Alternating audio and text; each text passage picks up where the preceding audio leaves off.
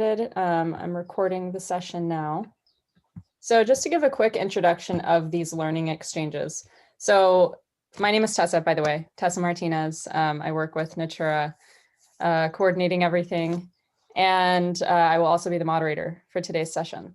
So our learning exchanges are a 6 or 15-week residency for research and networking at collaborating network institutions.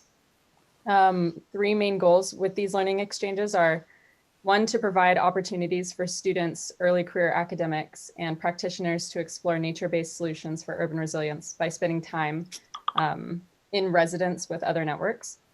2 is to support greater depth of analysis or synthesis by extending time of interaction. And 3 is to support practitioner-researcher interactions through exchanges among worldwide networks. And our next fellow deadline is coming up on March 1st. And then after that, it's May 1st and November 1st within 2021. So without further ado, I can start sharing the presentation, get started on these hosts. And feel free, anyone from our coordinating committee, executive team, and NATURA, if I missed anything important, feel free to fill in.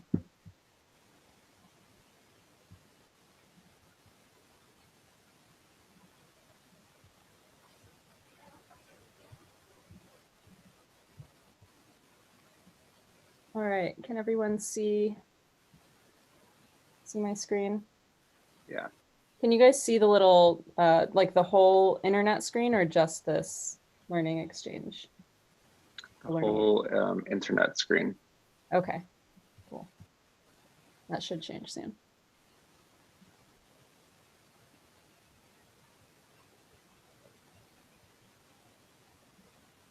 Oops, 1 second. Here we go. So we can start off with CAP LTER. Mark Watkins, are you on the call? I am. Awesome.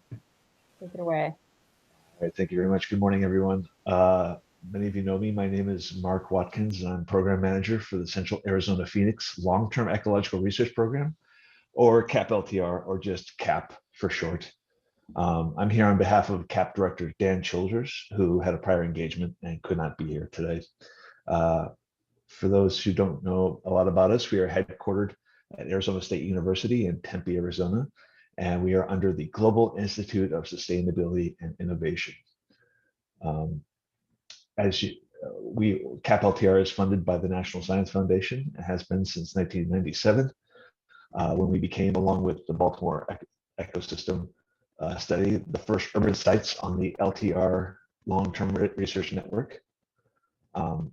Long-Term Ecological Research Network, excuse me. Our funding comes in 6-year grants. We're currently in phase 4, with phase 5 set to begin late next year, pending a successful grant application. Next slide, please. So our study area covers the metropolitan area that includes Phoenix, as well as 22 other municipalities, and it spans Maricopa County and a small portion of Pinal County in Arizona. You can see our map there on the right. It's about 6,400 square kilometers, and with a human population of about 4.5 million people. And our central question during our 4th phase is right up there at the top. I'll read it for you. How do the ecosystem services provided by urban ecological infrastructure affect human outcomes and behavior, and how do human actions affect patterns of ecosystems, urban ecosystem structure and function, and ultimately urban sustainability and resilience? You can see our conceptual model there that kind of outlines how we visualize the ecosystem services and the urban ecosystem. Our main focus is that kind of bluish area there in the middle, the urban ecological infrastructure. What is UEI? Any infrastructure, natural or constructed. So it can be anything from a park to a canal that has ecological structure and function. Next slide, please. Our research organization consists of 8 interdisciplinary research teams or themes, our IRTs. You can see them here. They range everywhere from adapting to city life, which covers more of the biotic and abiotic, no, I'm sorry, the faunal dynamics, adaptation versus evolution, and provisioning of various resources by people and UEI. You can see all of our co-leads, a couple of whom are on the call this morning. I believe I saw Elizabeth Cook and Mike Chester. Mike is a co-lead for urban design, and Elizabeth is a co-lead for scenarios and futures. We cover all sorts of different research topics, as you can see here. Everything that covers, basic animal life, how people live and react to their neighborhoods, how extreme heat affects the valley, which it does quite a bit, how people use rivers and how we interact with those, the wildlife in parks, water governance scenarios. It's all covered here. Our CAP also includes dozens of faculty and students. Most are here at ASU, but we also have folks at Georgia State University, UMass at Amherst, Bowling Green, Barnard College, and other locations. And we represent quite a few disciplines: ecology, of course, chemistry, social sciences, geography, economics, engineering, design, arts, humanities, et cetera, et cetera. So we are a big and very interdisciplinary group. Next page. And that's all I have to share for right now. If you have any questions, I'm more than happy to answer them. You can check out our website, capltr.asu.edu. You can also email me, markwatkins@asu.edu, or Dan Childers at asu.edu. Thank you.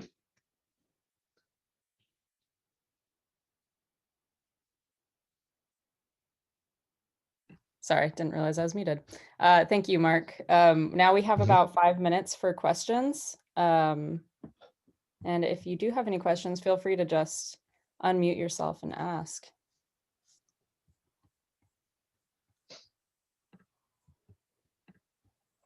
I have one starting question.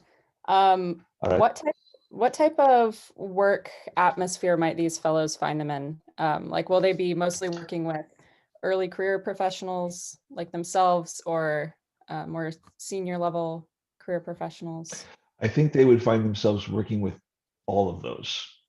Usually when folks come to study with us, they're under a researcher or a faculty member, but those faculty members always have, master's students, PhD students, postdocs. So it would run the gamut, definitely. And we're just so spread out. I mean, a lot of LTR sites, there are, I believe, 28 or 29 across the United States. They're very localized to one spot.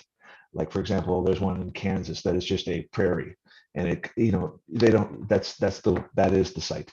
Whereas Phoenix, well, for anybody who's ever been here, it's just massive. It spreads out. It's, like I said, 6,400 square kilometers. So, and all of our researchers are spread out across all of ASU's campuses, and like I said, across the country. So there isn't a big sense of community, like a local community, but there's a really big online community, and you get a sense of that when you start working with us.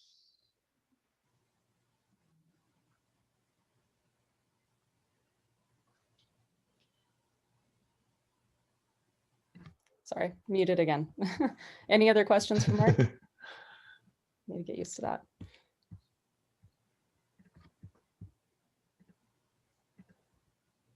All right. If anyone thinks of any questions, feel free to just add them into the chat, or there might be some time at the end to also ask them directly. All right. Thank you, everyone. Yeah, thank you, Mark. So we're going to move along to Mike Chester with the SETS Resilience GCR project.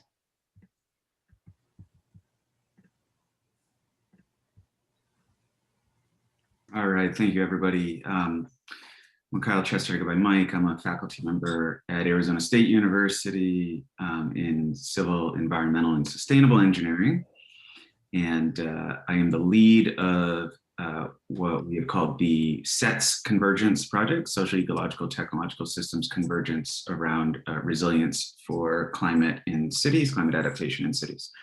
The SETS Convergence Project is a extension of the Urban Resilience to Extremes Sustainability Research Network, which is in its sixth and final year, which was one of the 3 SRNs awarded by the U.S. National Science Foundation, which involves about 250 researchers and 250 academics across 9 cities in the Americas, and has produced a mountain of insight around social, ecological, technological systems, convergence thinking for cities. So, we've had both sort of academic and practitioner heavy involvement in those projects. So our convergence project, as we call it, SETS Convergence Project, resulted from that and involves, Tessa, next slide, please.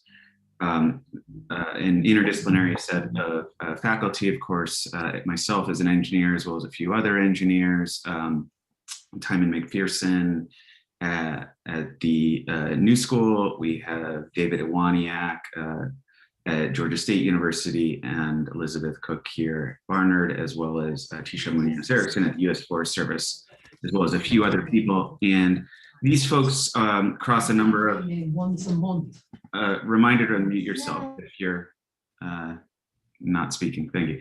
So if you're not me, I guess. So these folks span what we sort of loosely think of as domains relevant to socio-ecological and technological thinking, or infrastructural thinking around resilience. Next slide, Tessa. We have focused our efforts on, or we are focusing our efforts on 4 cities: Atlanta, New York, Phoenix, and San Juan. And in those 4 cities, what we are trying to do is use them as sort of test beds or playgrounds for a few different things. So the first is, we're saying, look, when the SES community, socio-ecological system community, the STS community, or the infrastructure community approach resilience, they do it in different ways. There's some overlap, there's some differences. One, to reconcile kind of, what those different approaches are and mean, we need to do some work around resilience theory. So, I generally think of it as like kind of asynchronous resilience, moving us more towards synchronous or SETS resilience, which is where we are. So we've been doing a lot of conceptual framing, a lot of theory work on one side of the work around, resilience as it relates to climate adaptation. The other side is practice. So there we are doing a bunch of things. We're, one, heavily engaging with stakeholders in various communities of the 4 cities. We bring them into what I call a knowledge co-production process. We do scenario visioning exercises and ask kind of, where is it that you think your neighborhood should go, your city should go? What problems do you have? What do you think the solutions to those problems are? We bring in the academic research associated with that. So for example, my team has been doing synthetic infrastructure modeling. We generally don't know where and what infrastructure are in neighborhoods. So we can sort of develop this out. And we support that with really cool science around how we visualize and sort of open up how we see what's going on in certain areas around resilience through work that Timon has been leading at the New School. So the practice side is really meant to, sort of open up problem and solution spaces by involving a kind of diversity of stakeholders in driving academic research in this sort of circular process. So we are in the second of presumably 5 years of this project. And, we've got a number of different activities, everything from, the actual research that I mentioned to a lot of sort of knowledge building, knowledge sharing, virtual exercises. So the respective teams on the S, E, and T domains, for example, I lead the infrastructure side on the T, have these sort of monthly or bi-monthly calls where people from all over the world join. And we talk about kind of issues around, for example, infrastructure and climate adaptation in cities. So there's lots of opportunities to be involved and lots of ways you could plug in. And with that, I'm happy to take any questions.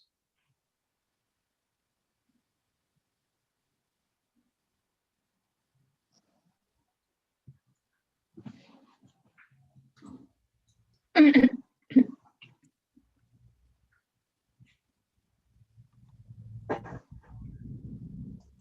it looks like we have, okay, cool.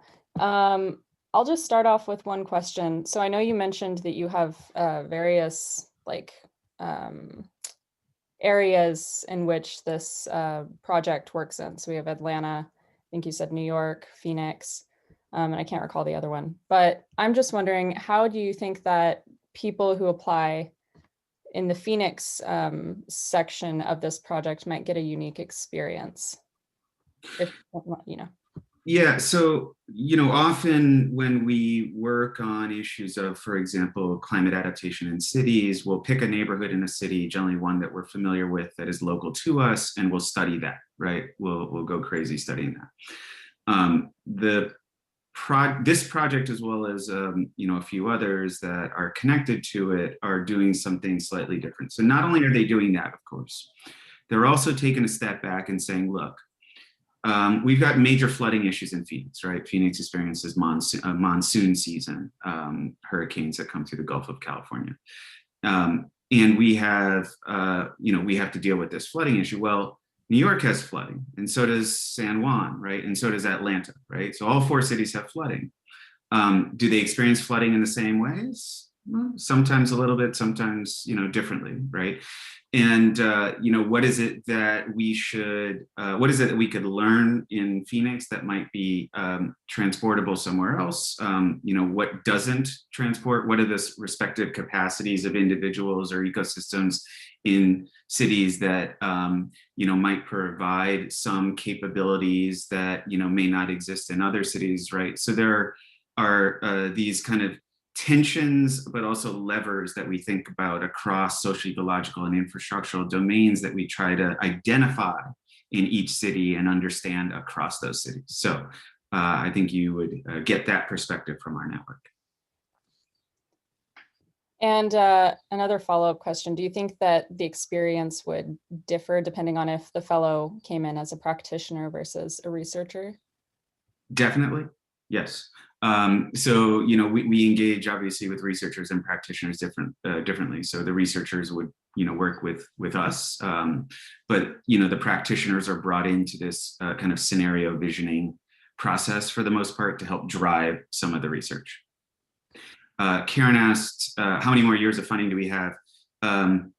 It's a tough question, Karen, actually, because we were all awarded a 5-year project as budgeted, and then upon the award, the National Science Foundation said to us, well, but we're going to evaluate you at the end of a phase 1, which is 2 years or so, for your phase 2. So presumably we will get the phase 2, but right now we're sort of operating in year 2 of hopefully 5.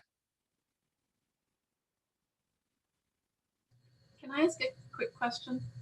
Can you talk a little bit more about how you work with practitioners, the actual process? Yeah, Elizabeth, you want to take that one? Sure. Hi, Sabrina. So we are frequently doing it through a co-production process in which pre-pandemic, it was planned to happen through in-person workshops, which would happen kind of on a semi-regular basis in each of the cities, which, there's a lot of before workshop process that happens in order to make sure that we're bringing in the right perspective and the right people into those workshops. But then through a co-production workshop where we're developing scenarios about the future of the city, and then follow-up workshops or innovation labs, kind of building on those ideas that are co-developed in the workshop to think about different capacities that are needed, different potential trade-offs of the scenarios that have been developed, and kind of thinking about how we could move those long-term future scenarios into more of a planning phase, or like what's the next step with them phase. And so it varies between city practitioners and sometimes community leaders for the people who are involved. Does that answer your question in sufficient detail? Happy to talk more too if you're interested.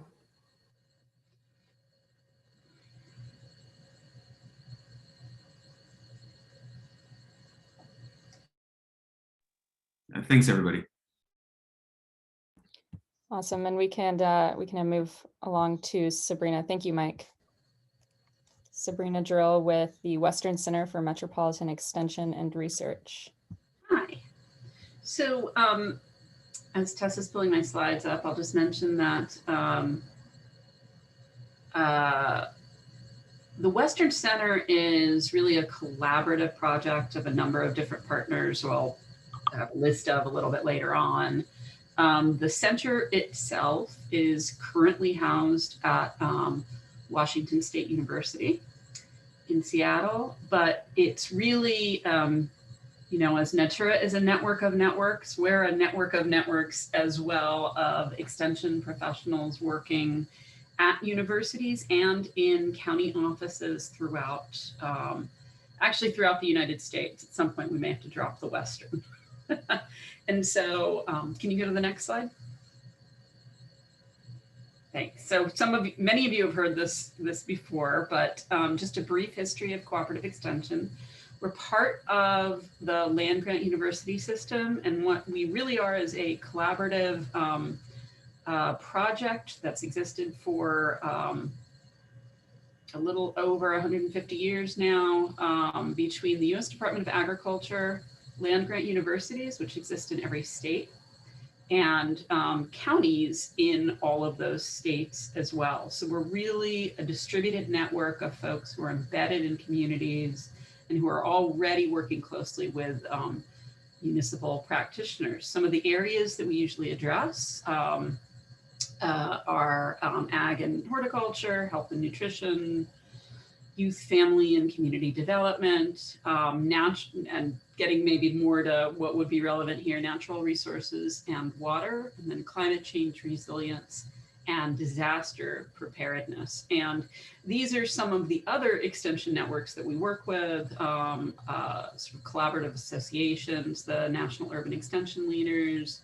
Association of Natural Resource Extension Professionals, the pretty new National Extension Climate Initiative, EDEN, which is the Extension Disaster Education Network. And then a lot of our work is facilitated through a sort of a central platform, e-extension, and then USDA both provides some general funding for us, then runs the National Institute of Food and Agriculture in the United States.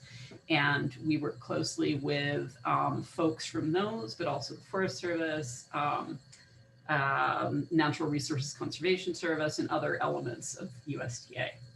And unlike perhaps some of the campus-based communities or network partners that have been presenting, we really do applied research based on needs assessment with our communities. So we're not really starting from a broad, say, socio-ecological theory. We're starting with what do you need in your communities to address problems that you're facing. Next slide.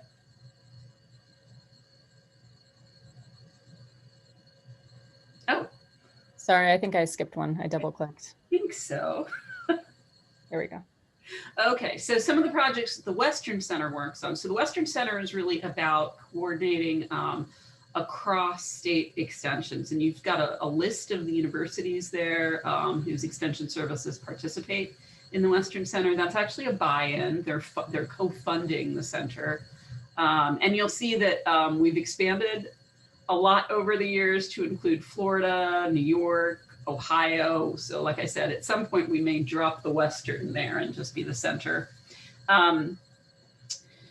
We work with our urban municipalities, NGOs, and private businesses to connect our university professionals directly with practitioners. And then internally, we increase the capacity of extension programs to address metropolitan issues. Some of the natural resource-based issues that we're working on are looking at where green infrastructure and nature-based solutions might be applicable to problems that our clientele are facing. We're specifically working on a project, actually I have a grant proposal due tomorrow. No, I'm sorry, at 5 o'clock Eastern today on wildfire and urban smoke and looking at community preparedness for supra-fire impacts, meaning off-incident impacts like post-fire flooding and the impacts of smoke in urban areas.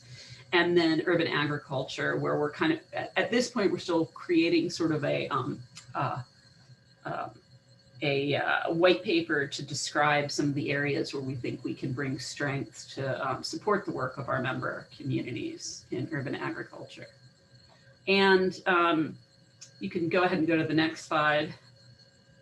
So I may be anticipating some of your questions, Tessa, having heard what you asked some of the other folks, but there are different ways that a fellow might interact with the Western Center. One would be to go be at Washington, go to Seattle and interact with sort of the leaders of the Western Center and researchers who are highly engaged at WSU, but also from other universities. Another would be to work on an extension project with some of those partner universities. So in those areas that I described, we would, I think, co-create a project with a fellow and then determine sort of who they're working closely with. Are they working with experts from a variety of universities or a variety of communities across our members, or are they actually going and being co-located at a county-based cooperative extension office, say in Los Angeles or Las Vegas, or you know, any of the cities in those member universities. Sorry. And that's it for me. You can go to the website there if you want more information about the Western Center itself and to look at some of the products that we've produced over the years, or you can contact myself and I can give you more information, or Brad Gerlach, who's actually director of the Western Center, again at Washington State. Thank you. Thank you, Sabrina. It sounds like an awesome opportunity. Do we have any questions?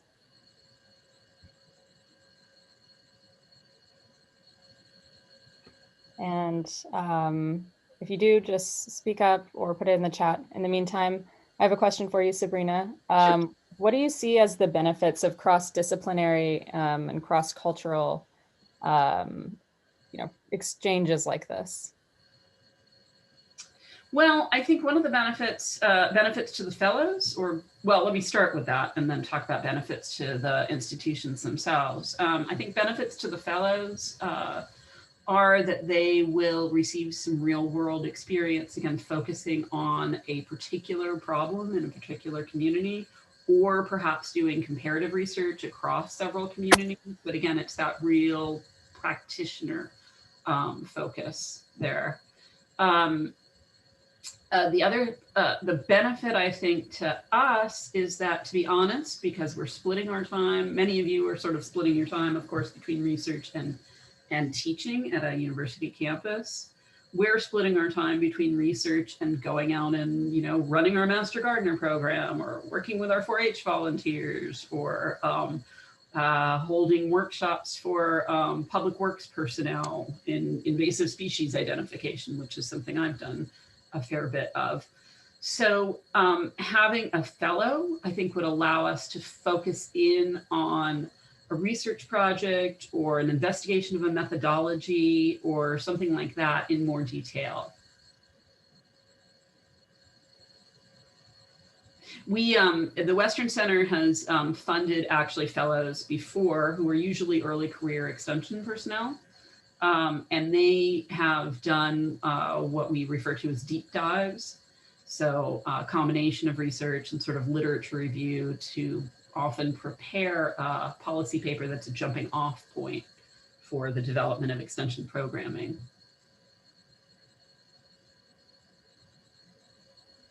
Very cool. Yeah, I think that is so important, having that hands-on experience as an early career person. I can speak for myself. We have a question in the chat from Andrea Valdez, and she says, is it possible to take online courses from Mexico? So if you're asking of us, sure.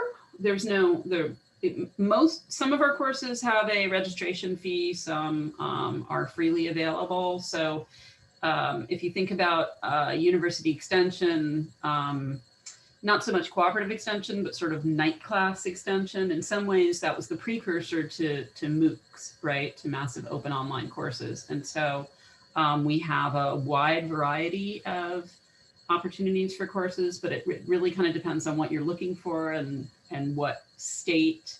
They are generally geared towards our local clientele. So like we're running a workshop right now for forest landowners, small forest landowners in San Bernardino County.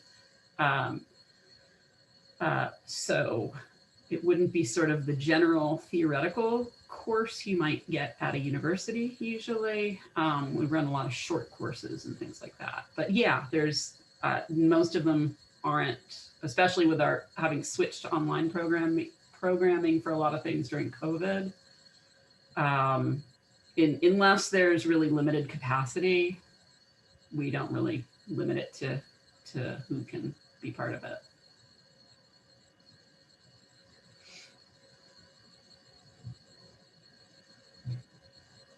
Okay, thank you, Sabrina. Thank you so much. And up next, we have Rick de Vries with the European Forest Institute. You hear Rick? Yes, thank you. Awesome. That's to bring this up. Good morning and good afternoon.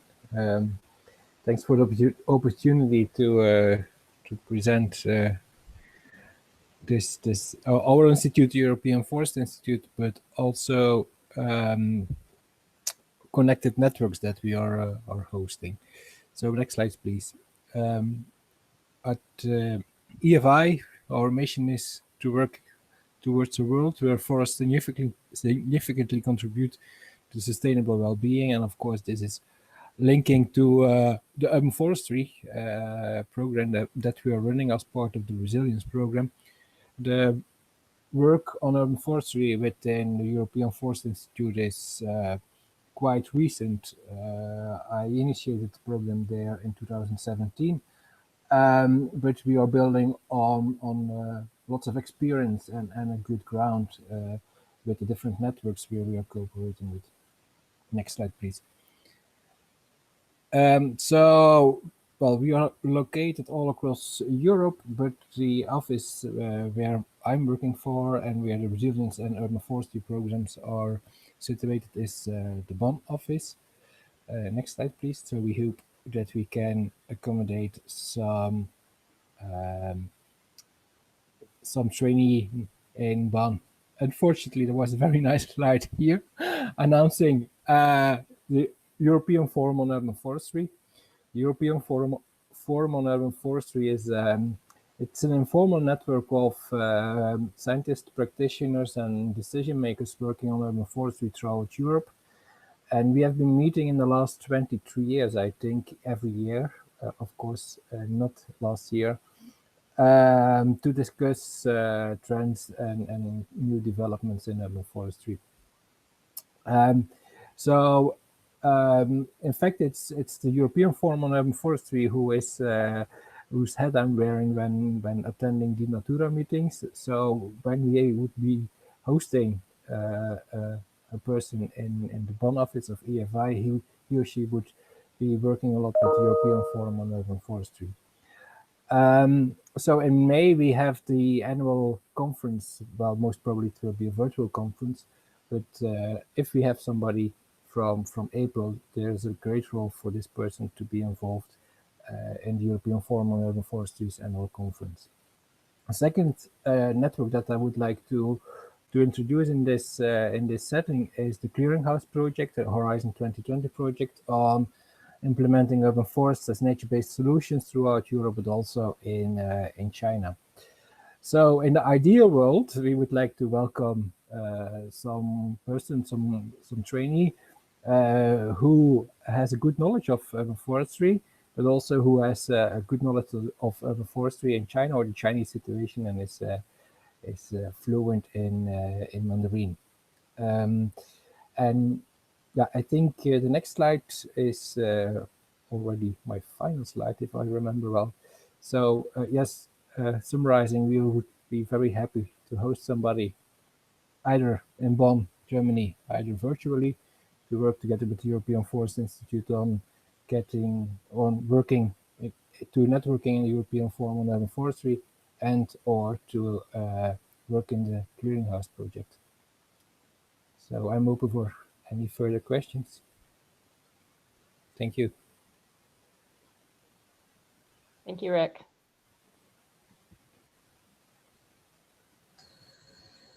Tessa, could I ask a quick question of you that relates to Rick's presentation? Sure. Who exactly can be a fellow?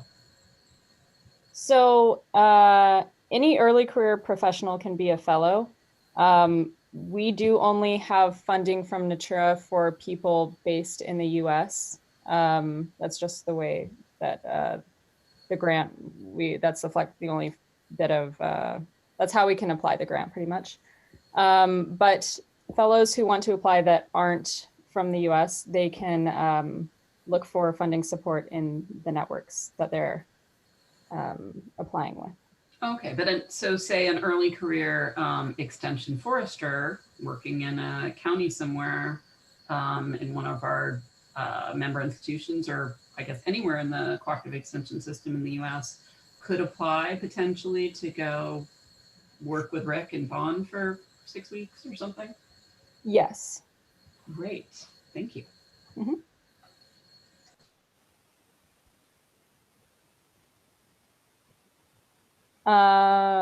Let's see, we have a couple questions in the chat.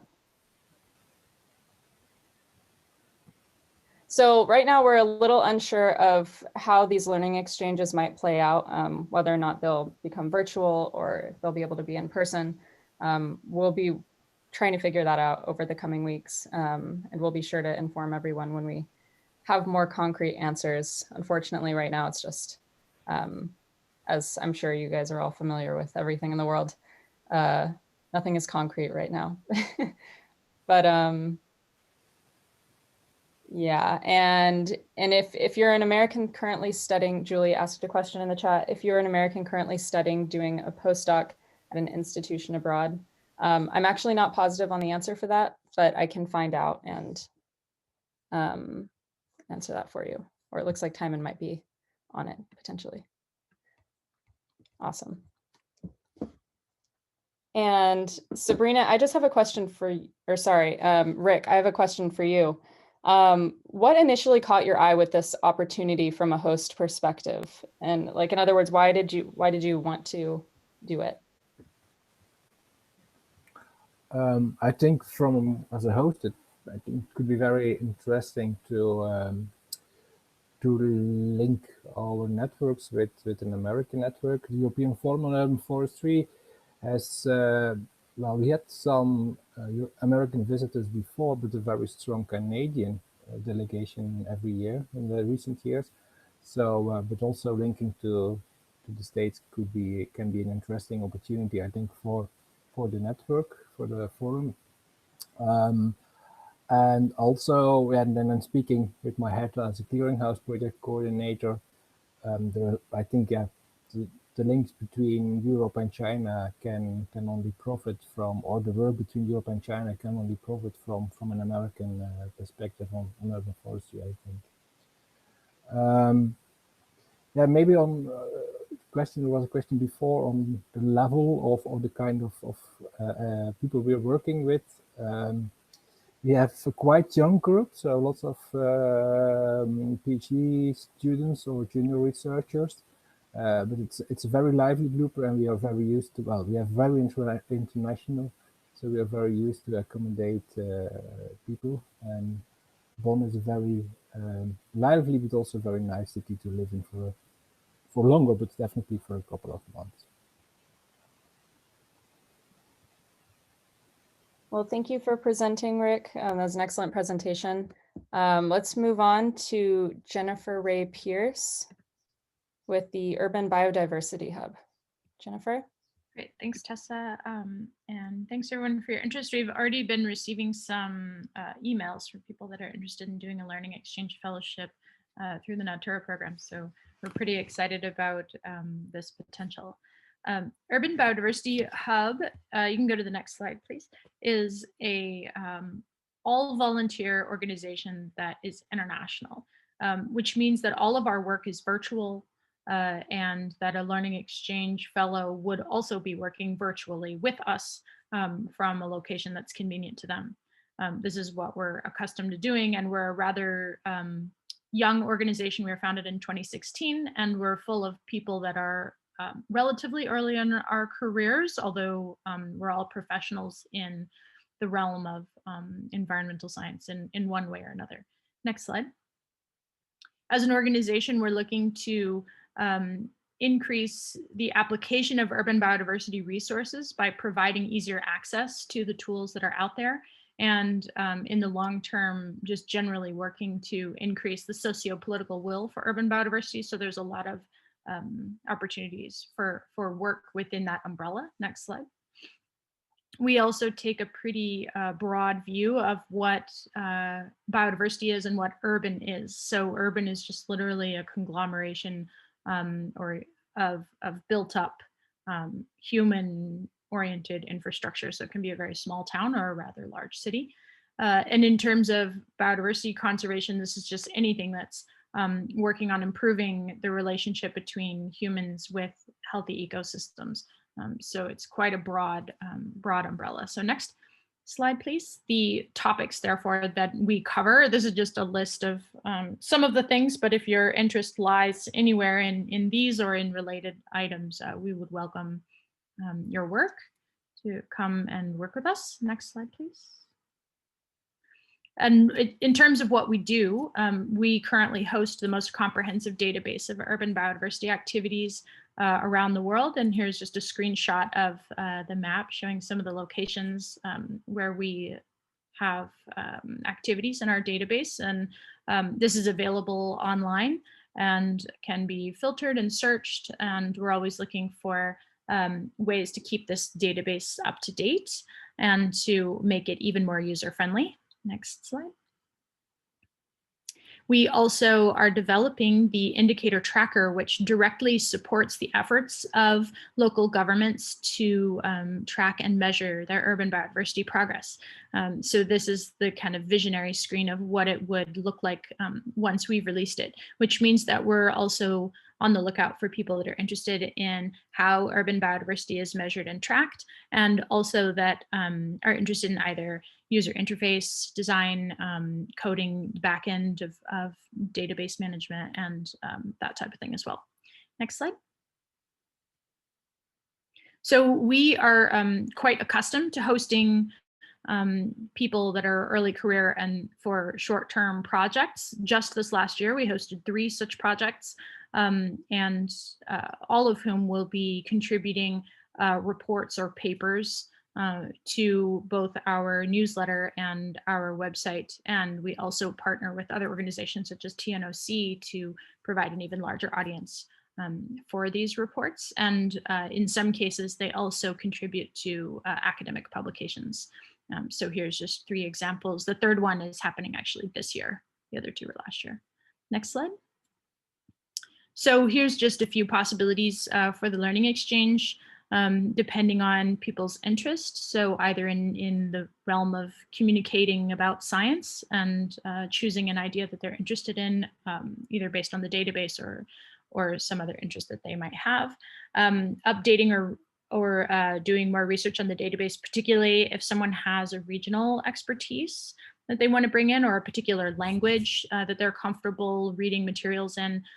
We are a multilingual organization, so we always consider that a plus if you have multiple languages that you can work in. And then, of course, anyone that's interested in programming or spatial data visualization, either GIS or Google Maps or something like that, we can always use those skills in contributing to the website. And we're also open to any other creative ideas that you may have.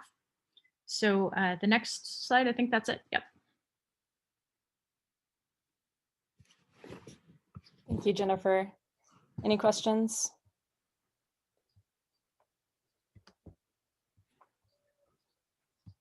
So I'll start off with one. I was just wondering, you mentioned that there are a lot of opportunities for early career fellows to work with one another in this early career atmosphere. Are there any opportunities for like mentorship?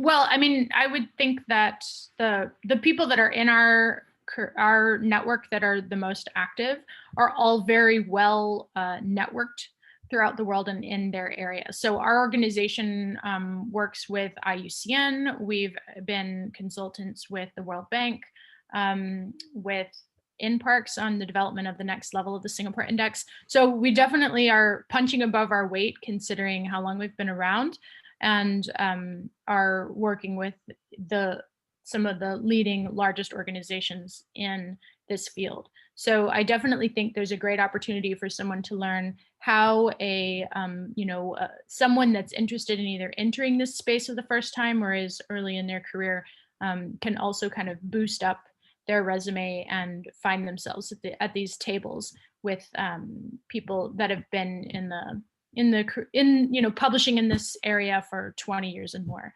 even though we've been in this space for, I think most of us are in the 10 years or less range. And then we have a few around 15 years or so experience in the field. Yeah, that's very cool. Sounds like a nice blend. Any other questions for Jennifer?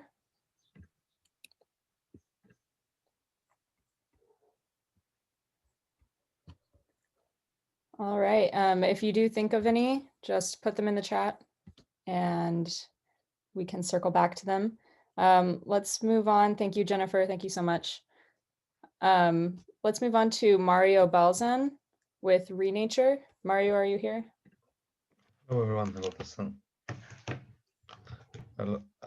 Yeah, I can start. So this is Mario Balzan, I'm the coordinator of the Renature project. Renature is a twinning Horizon 2020 project.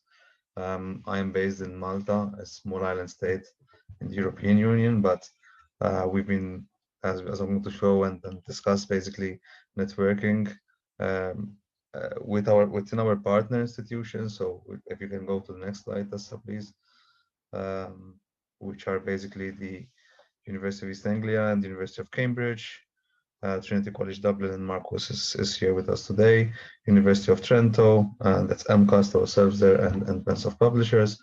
And we've been networking for a network of nature-based solutions to and we want to capacity build institutions basically to foster the uptake of nature-based solutions as part of a wider strategy to deal with key environmental, key societal challenges. And I'm going to show, I think, some of the photos basically from recent events in that we have done in Renature. So if we can go to the next slide, please. But before that, maybe we can say a few words. We are at the center of the Mediterranean, so where we are located at the center of the Mediterranean. And all you're seeing here is basically screenshots from newspapers, and you see how many environmental challenges we are facing. You know, worst air pollution or air pollution in urban areas is quite high. Small island states suffering mostly from climate change, heat waves in the Mediterranean. When we talk about the Mediterranean, we also talk about the global hotspot of climate change impact. So, for example, recent data has shown that there has been a global warming, I think, from 1990s of more than 1.5 degrees Celsius on average, and that's much more than the global average. So you'd expect a certain, larger impacts really, and there are studies which are showing this all the time. Tessa, please. And so these are really some of the societal challenges that we are facing, and that I think you are all familiar with this clip. Basically, it's from the IUCN report, and those screenshots are showing some of the societal challenges we talk about when we mention nature-based solutions, and the nature-based solutions are there to tackle these societal challenges. Yes. And this is what we are working on. So those boxes there represent some of our works. We're looking at ecosystem service assessment and mapping. We work with practitioners all the time. And this morning we had a session about this. And basically, we were mentioning participatory process which we've used to tackle to identify knowledge gaps, and now also looking at, for example, how to foster uptake of nature-based solutions in urban planning. So that is being done through a knowledge synthesis approach. We're looking at the evaluation of MBS through indicators, through data about the effectiveness of nature-based solutions, and the issue of social environmental justice. We are aware that basically it's often nature-based solutions are treated in a very linear approach. I mean, you do something to alleviate certain challenges, but in reality, some individuals have benefit less from their environment. I think so this is something that we need to look at, and we need to sort of work a bit more on it. And COVID-19, I think I think we were discussing this morning in our session. Basically, since COVID-19, we've seen an uptake of nature-based solutions, and we really want to know, to learn about their effectiveness and how they contribute to an improvement in well-being in society, in individuals, basically. So as for opportunities for NATURA learning exchanges, I think it would be nice to collect further data, of course, with all the limitations of the current situation, or even to contribute to ongoing work. For example, some of the work we're doing, I'm not showing it here, but it's easily available from the website, is building a repository of nature-based solutions for the Mediterranean region. We want to show the evidence, we want to show what has worked in different places around the region, and make it available to practitioners. Duration is 15 weeks. Location is in Malta, but basically at this point, I think it's more likely to be an online NATURA learning exchange. And I think that was my last slide, right? Okay, and this is us, basically the team from some of our capacity building activities. One of them is on using drones for environmental monitoring, and the other one was from a recent PhD training school that we did on a small island, in one of the small islands, basically. That is it from my end. That's all. Thank you, Mario. Any questions for Mario?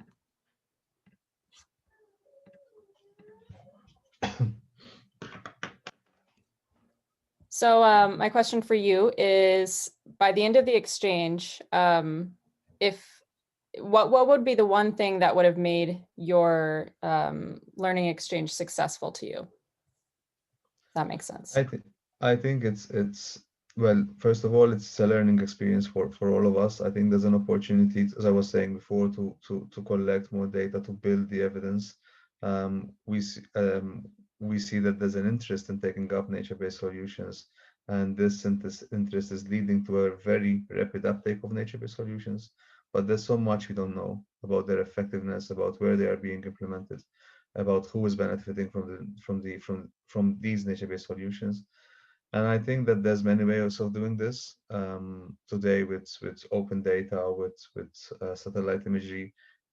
You can still collect data in a way, and you can still analyze this data.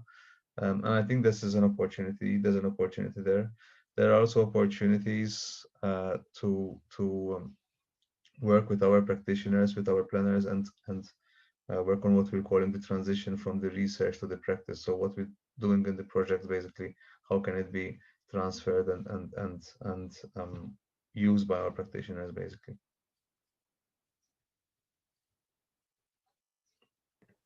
Any other questions for Mario?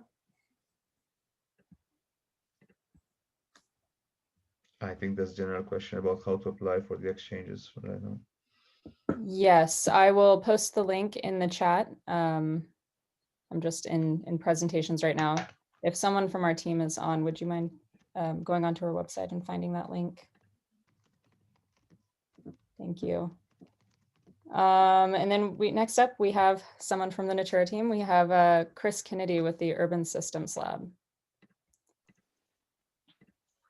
Hi, everyone. Thanks, Tessa. I don't have slides for you. Is that a mistake? I can maybe just share the website if that's possible really quick. Yeah. I'd maybe share my screen. Yeah, you definitely can. Great. Hi, everyone. So I'm Chris Kennedy. I am the System Director at the Urban Systems Lab at the New School.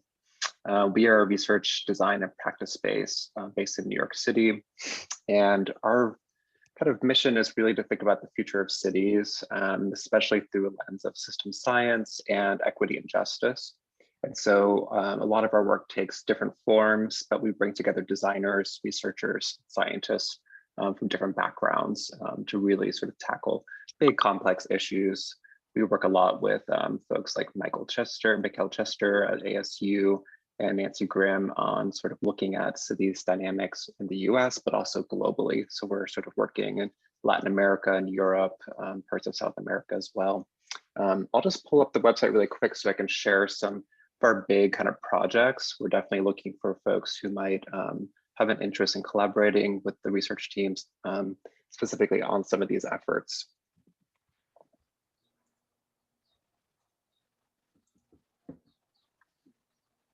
So this is just kind of our project index page here. So I'll just highlight a few initiatives that might be of interest. We have a really great researcher working specifically on urban flood risk. And so this project is really about looking at the equity dimensions and justice dimensions, specifically around urban flood risk in 4 different US cities. So we're working in Milwaukee currently, Syracuse, New York, Yonkers, and also Elizabeth, New Jersey. And really the goal is to develop a sort of a more innovative and sort of a nuanced modeling sort of analysis to look at urban flood risk for vulnerable populations in each of these cities. And so this has been going on for about a year now. We've got about a year left on the project. And the idea is to sort of continue that work with some of these communities to inform some of the green infrastructure plans in those cities. We also do a lot of really interesting work around green roofs. We have one of the most comprehensive maps of green roofs in New York City. So there's a dedicated website that tells you exactly where all the green roofs are currently located. We're looking to continue some of that work with the New York City Audubon Society and the Nature Conservancy, and to look specifically at some of the ecosystem services that are potential if New York City were to increase the number of green roof sites across the metropolitan area. We do a lot of sort of integrated coursework with some Parsons students as well and New School students, looking at some sites top of the Vice headquarters and other sites around the area in collaboration with Brooklyn Grange, which is a great community-based organization. One of the projects that Mike Chester touched on is called the Convergence Project, and we are leading some of the data viz components to that as well. So that's looking at 4 cities like Mike mentioned, including Phoenix and Miami, San Juan, and New York, and really looking at sort of different social, ecological, technological dimensions and infrastructure systems related to those cities. So we're in year 2 of that project, which we hope will continue for another 2 years. And so we're looking for folks to help support some of the data viz needs for that. And then the last one that I'll mention is a project that we're doing in collaboration with the Carey Institute of Ecosystem Studies. And that project is really looking at infrastructure plans in 20 US cities across the US. And so we've developed a sort of toolkit, which is kind of a loose term for a way that we're analyzing the green infrastructure plans. So we're looking for evidence of if equity was sort of actually mentioned, how they sort of handle that in terms of, distributing the benefits of green infrastructure in 20 cities in the US. And so we're launching a website this spring in collaboration with the Carey Institute with support from the JPB Foundation. But we're hoping that this will be sort of a continued project to really provide resources for policymakers and urban planners to really analyze green infrastructure sort of planning, sort of methodologies and frameworks across the US. All right, maybe I'll just leave it at that. Again, we're a very interdisciplinary team. I would be your main point of contact and help to situate you with some of the research teams that identify with some of these projects, but we're definitely open to other kinds of projects and ideas and invite collaboration. All right, so I'll just end there. Maybe if there's any questions, happy to answer them.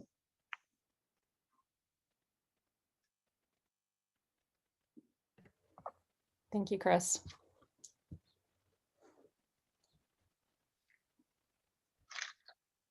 when I see Timon's back too. So Timon's here if anybody has questions for him as well. He's the director of the lab. Yeah, so I guess my my question for you guys is, what kind of base, or maybe not base, but just skills or understandings would you like the fellow to come with that applies? Yeah, so we have researchers that have, a quantitative and qualitative background. So it could be urban planning and policy, but also, sort of hardcore data analysis and science. So we're very much open. A lot of our work does, require looking at publicly available data, processing that, looking at models. So, knowledge of ArcGIS and different kinds of, analytical software is really, is a great asset to have. Especially things like mapping, but also on the design side, so data visualization, design skills, things like that. We do really love also having policy sort of, folks that are social scientists as well, looking at the social dimensions too. So it's a real mix. I would just add one other thing, especially since, are you recording, Tessa? So if we're sharing this out, for anyone else who might not be able to make this, that some of the synthesis work we're hoping to do within NATURA and supporting thematic working groups in NATURA, I think is also fully on the table, given we're co-leading NATURA. And so I think both projects in the lab, but as Chris was describing, which would all be excellent to think about that as both a sort of opportunity for research and practice and training and mentorship, but also ways in which we may support some of the core NATURA objectives would be something we'd be looking for as well.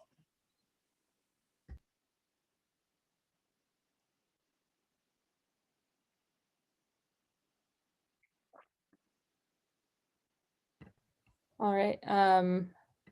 If we don't have further questions, we can move on. Thank you so much, Chris, for presenting, and Timon for answering some questions. Sure. We can move on to Tag with Go Green Roots, however you say that. Look, thanks so much. Tessa, how did you pronounce his name again, Tessa? I said Tag, but I'm not. No, go on, try harder. Can you correct me? How do it? Tell me how I say that. It's like a stripy cat. Tiger without the R. Oh, wow. I completely butchered that. I'm sorry. No, the joke is that no one can say it, not even Irish people. So. Yeah, absolutely. It took me about 7 years to learn how to spell my name. Most people thought I was dyslexic, right? Look, I'm okay with it.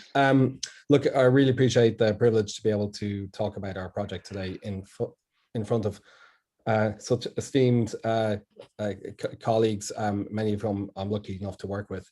So I can try get to the heart of the project. Essentially, the question we are asking is, how can NBS or nature-based solutions contribute to human and environmental health? Now, I say that as a psychologist and a researcher in nature-based interventions rather than solutions traditionally.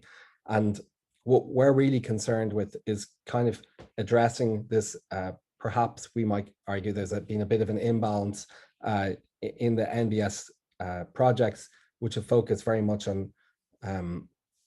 on changing the ecosystem and protecting that and protecting the natural environment. And we're more focused on at least the indicators relating to human health.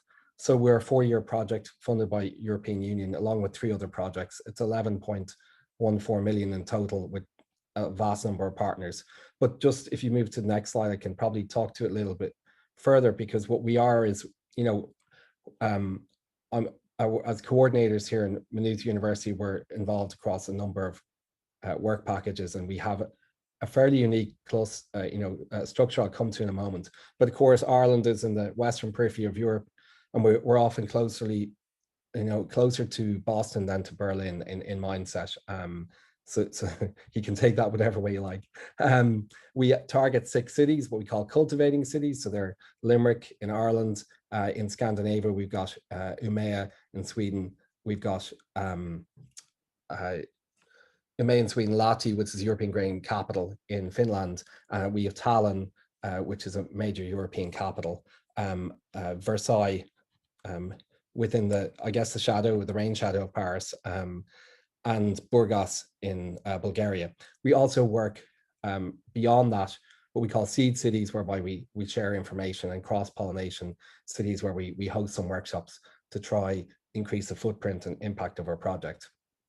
If you just move on to the next slide, I'll be able to talk a little bit to the image here. So the image here is kind of central to our work. We're really trying to connect human and planetary health. And the way we're doing that is by using, a new multidimensional model of human health, which is focused upon, things like sleep as an indicator of stress. It's focused on performance and productivity, traditional measures of mental health and well-being, nutrition, physical activity. But if you take the last point, physical activity, it's not just whether you're active or not, or whether you're sedentary, it's about where you engage in that physical activity. Is it in a green space? Because that has other implications for both the environment and for your own health. So that's very much our integrated model. On the other side, you see, we created this unique structure on the advice of Mario Balzan and Marcus, whom you've heard from today. And it's really interesting and challenging at the same time. The interesting bit is, we don't just have traditional work package structure across 10 work packages. We allow for these thematic groups called clusters to emerge.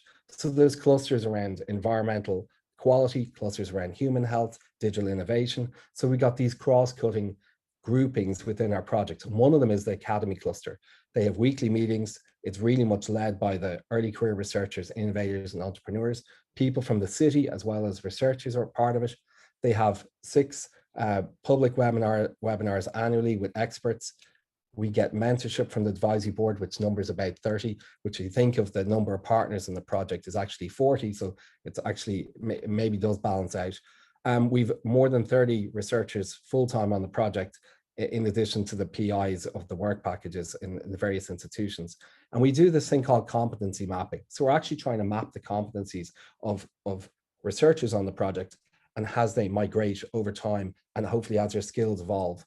And the mentorship and supervisory programs are really interesting for us because they have reciprocal benefits, like we all gain from these types of processes. I think, look, the scale of our project is quite large. So if you go to the next slide, you can see some of the areas in which we're engaged. So we're actually engaged, you might have to click on there, sorry. We're actually engaged across nature-based enterprise, which at least in our host institution, Maynooth, isn't very much part of what we do. But the sustainable physical activity, the active travel, using natural spaces for psychological recovery or restoration. We're very much concerned with digital innovation. So that involves, understanding soundscape, the impact of soundscape on individuals' health, as well as we have a virtual reality component. We also have an online piece, which involves engaged citizen science. And the great thing about engaged citizen science is because the project topics will be decided or co-created by the citizens, we can't tell you what it's about yet, because those decisions have yet to be made. If you just go to the next slide is just simply for contact, and maybe you could just move to that briefly. So we have just some information here. If you go to ResearchGate, and I've put in the chat our website, which just got launched this week, and we also have a video in the chat which explains a little bit more about the project.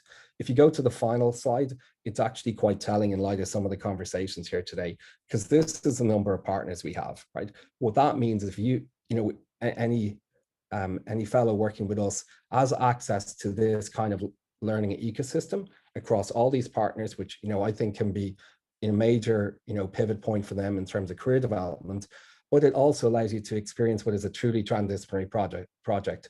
As challenging and fun as that may seem, it means that you are able to access expertise across many different partners with from RTOs to institute to innovative SMEs to the cities. And I think what we'd like from somebody on the project is that they would come in and they would engage in the mentoring program. They would get some really unique experiences, and they contribute to an action or activity, not necessarily an output. We're not so concerned with publications.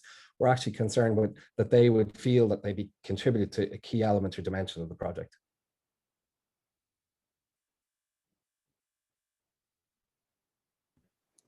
Thank you so much. We can move on to some brief Q&A time. And remind me how to pronounce your name. Sorry.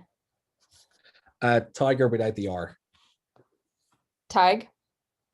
Perfect. Perfect. Okay. Thank you. I'll remember that.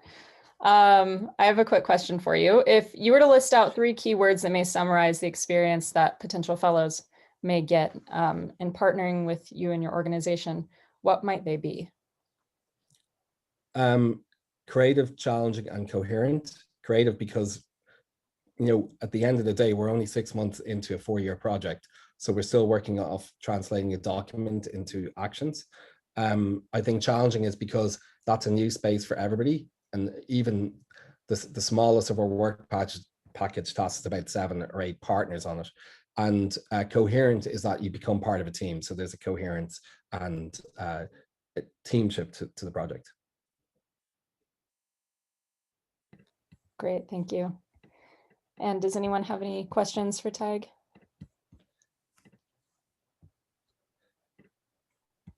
And I just will declare that both Mario and Marcus are partners in our projects as well. So in the interest of transparency. Well, that's a nice segue into our next presenter, which is Marcus with Connecting Nature. Thank you so much, Tig. Thank you. Thanks, Tessa. Thanks, Tig.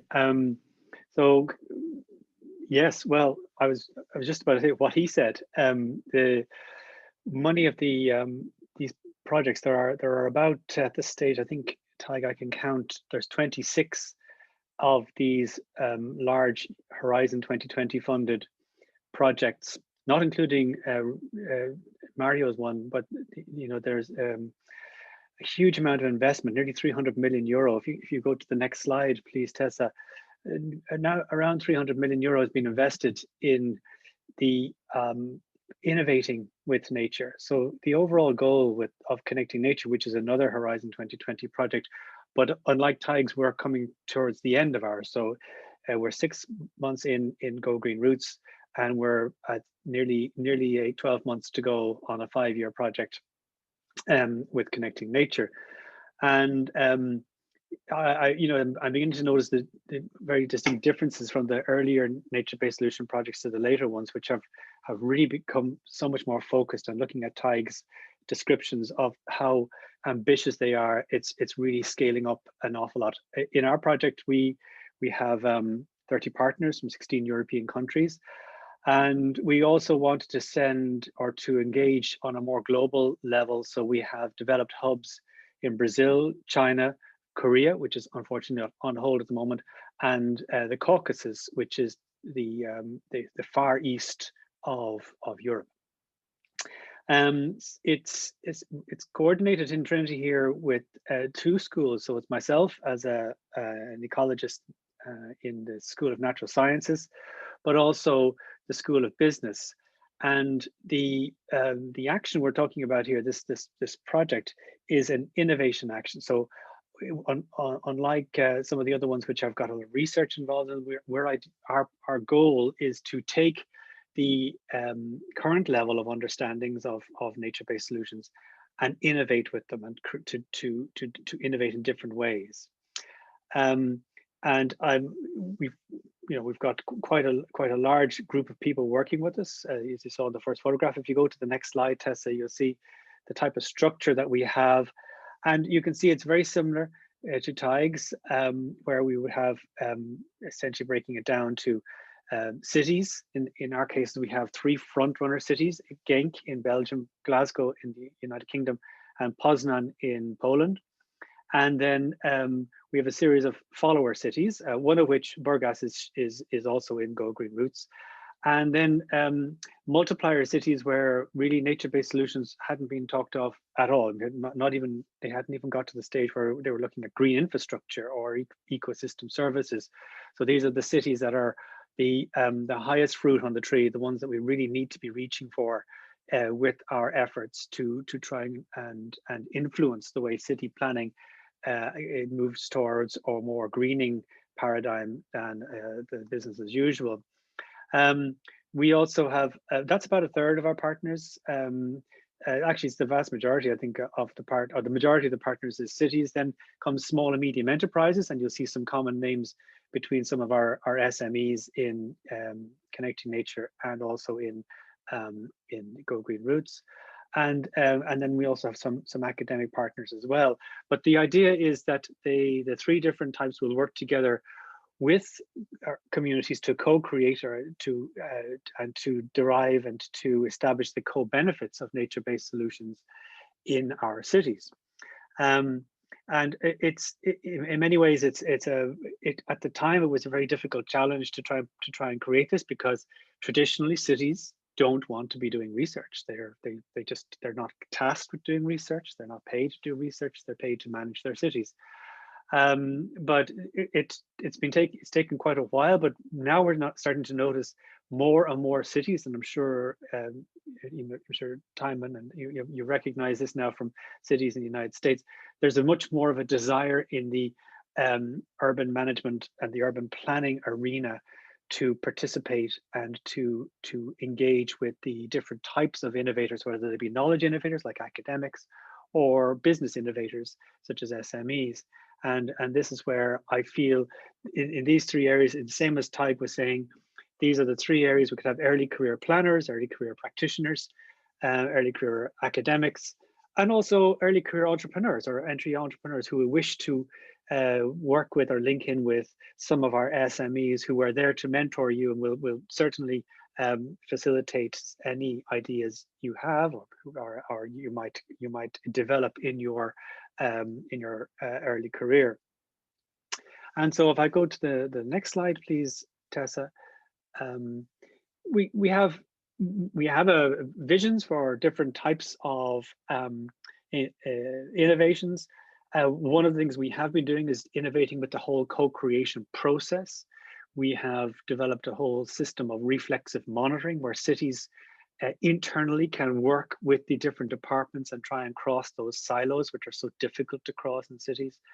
But also we're looking at co-creating. If you were at earlier events in the Nature of Cities, you would have maybe come across the Sarajevo process that we're working on. We developed how nature-based solutions how nature can be used as a solution to tackling post-conflict situations. So we're actually going in a different direction than some of the other more engineered solutions. We're looking at the more participatory co-creation, the ones that are dealing with health and well-being, but also with psychological health, especially in situations where there has been a lot of conflict. It doesn't necessarily need to be as extreme as the example we're having in Sarajevo. There's every city and every community, there are plenty of parts of cities that have conflict issues with each other.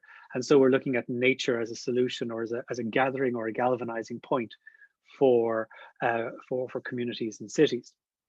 We're also part of, and all the projects in some form are developing indicators, how we measure those indicators. And I think it was interesting because a lot of the earlier talks were about like long-term ecological monitoring, long biodiversity monitoring in cities, monitoring of forests, and looking at evaluating successes. This is where we have the need for the most participation in our projects. We need to find out, are these working? We need to know, and the more we look, the more we examine, the more research we do, the better armed we are, the better facilitated we are for tackling and for addressing some of the policy needs, especially in the urban area. We've been developing some new business models, and as part of our new business models, we've developed a nature-based enterprise platform where companies can engage with each other and pose challenges to each other and look for opportunities. And the platform is really in its earliest stages at the moment, and it's going to be developed further in the Go Green Roots project, which shares we'll be taking the platform and really scaling it out and making it a full-blown useful toolkit for both cities and procurement and so on, but also the very companies and the innovators in the space. Because the rhetoric from the European Union in terms of the Green Deal, the rhetoric from the new American government in terms of the regrowth after coronavirus is about growing what we're calling the nature-based economy. And we can then have the win-win scenario of boosting and regreening our cities, but also innovating in that space.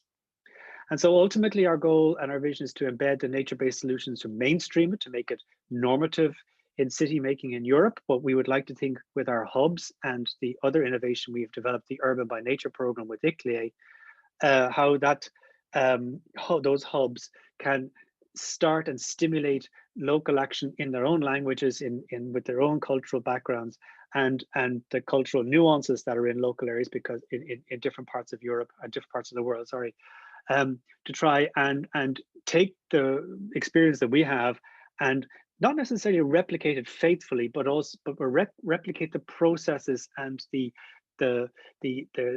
vision in order to mainstream nature-based solutions in cities. And so in short, the whole idea is to innovate with nature and to make it in such a way that we can use, or we can rely on nature to provide us the ecosystem services. But as Ty was talking about, we can also look at how nature can improve not just the physical and the environmental well-being of our cities, but also the social and cultural heartland that is our cities and our communities. And the next slide, I think, is my last one in terms of the connection. Yes. So thank you very much. Thank you so much, Marcus. I can lead with my question, which is a question that I believe I asked Mario. So by the end of this exchange, what is one thing that you think would have made this exchange successful? The main thing. Well, the wonderful thing about the European projects, as Taig said, is there's so many different opportunities that someone could land in and say, I've always wondered how, or I've been studying this for the last couple of years, but I'd love to know how I could X, Y, or Z. And I think that's where where I would be pushing people to say, okay, don't sit under the street lights, go out into the dark areas and explore a bit more, because you have the opportunity now for working with businesses and working with insurance companies, or working with, as we have here, the images, Helix, which is a company where we have a touring nature-based solution. And the idea being that, you know, I never knew you could take plants, stick them on a skip lorry or like a truck, and drive them around Europe to show people. Who would have thought that was a great idea? But it's become extremely successful, extremely popular innovation.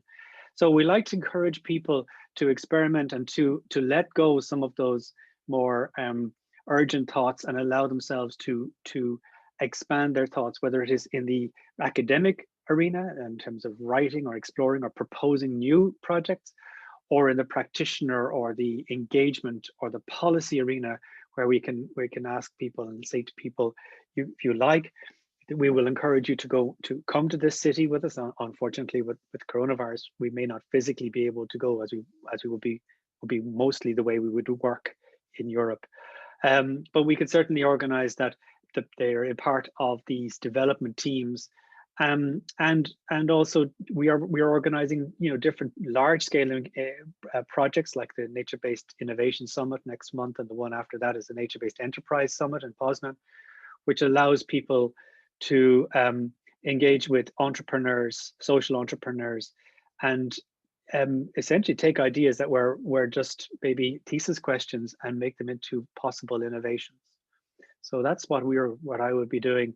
With the gentlest of nudges, but also we have a large book for people to select areas in. Thank you. And we do have one question in the chat from Shan Chen, but we do have to move on to our next presentation. So would you be able to get back to them? Yeah, I'll get back to you, Shan. Awesome. Thank you, Marcus. And this next presentation is a recorded one. So I can just press play here.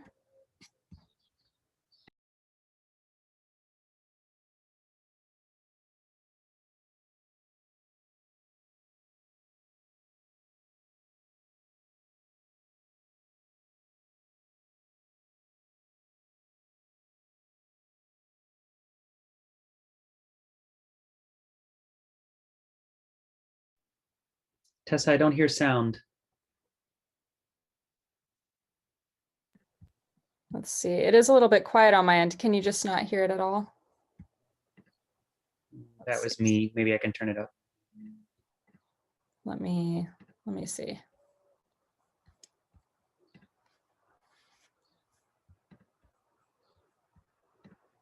Good morning, everybody. My name is Andrea Valdez. Is that better? Perfect. Okay. Great. I am working in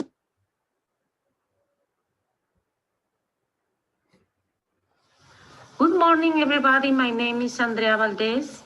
I am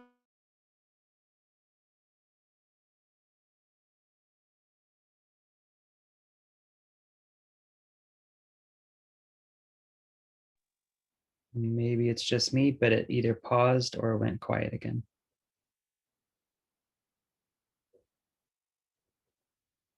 You could probably play it not full screen if that's easier, just to maintain controls.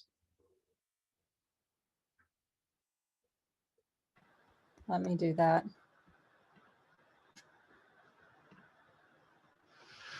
Good morning, everybody. Good morning, everybody. My name is Andrea Valdez.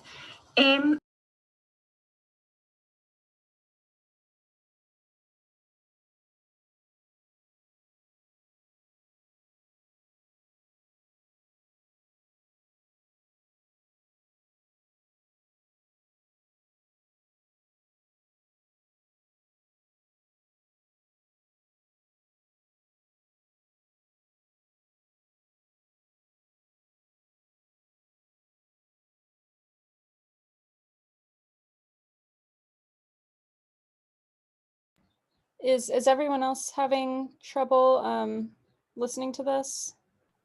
Yeah. Yeah, I know. I can just let me post this. I'll send it out in an email or something, so that you may all just open it in your computers if that's okay. And we are at time anyway, so I don't know why it's not carrying over the sound, but it should work if you open it up on your computers. Great. And maybe just for the recording, we can say that, this is another potential host focusing on applied climatology and sustainable development. Yes. Yes, and I'll provide Andrea's contact information as well, so that if after you watch it, if it's not listed on the last slide, then you can reach out and ask any questions that you may have. So thank you all for coming and joining us with this session today. We had a lot of really great host presentations, and yeah, I believe that the Learning Exchange website is listed in the chat. So if you are interested, please, yep, right here, please visit that website and apply if you're interested as a fellow, or if you are a potential host on the call that hasn't signed up, there's also a place where you can fill out the survey as a potential host. And yeah, thank you to all of our presenters so much. Really appreciate it. So everybody, thanks Tessa for facilitating. Tessa. Really helpful. Thanks, Tessa. Thank you very much. No problem. Have a good evening. Take care. Thanks. Well done, everybody. Thank you. Thank you, everyone. Well Bye. done. Thank you, everyone. Goodbye.